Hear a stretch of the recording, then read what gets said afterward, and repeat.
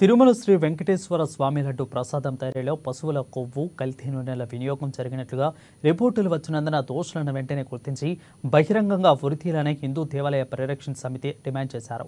తిరుమలలో లడ్డు ప్రసాదం కల్తీకి నిరసనగా ఇందూరు శాఖ ఆధ్వర్యంలో గణేష్ చౌక్ వద్ద నిరసన ర్యాలీ నిర్వహించి జగన్మోహన్ రెడ్డి దిష్టిబొమ్మను దహనం చేశారు.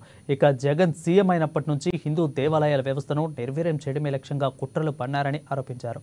ఒక్కొక్కటిగా అతని పాపాలు ఇప్పుడు బయటకు వస్తున్నాయని ఇంతటి అరాచకానికి పాల్పడ్డ వ్యక్తిని సాక్ష్యాలతో సహా నిరూపించి బహిరంగంగా ఉరితీయాలని దేవాలయ పరిరక్షణ సమితి తరపున డిమాండ్ చేశారు.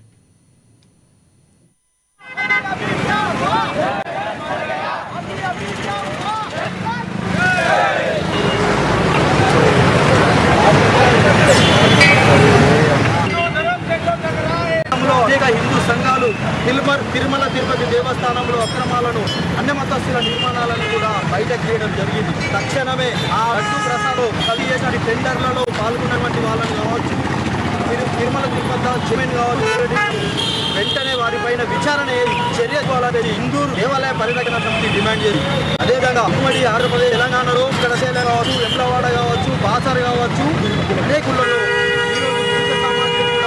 నాటకం వస్తుందని చెప్పేసి మనకు చాలా మంది చెప్పడం జరుగుతుంది. తక్షణమే వారిపైన దృష్టి ఎండోమెంట్ ఏ రకంగా అయితే నాటకంలో గురించి మరుపవిత్రమైన దేవస్థానాలలో నాటకం కాకుండా జన్యులుగా ఏదో వాళ్ళనే టెండర్లను పిలిచి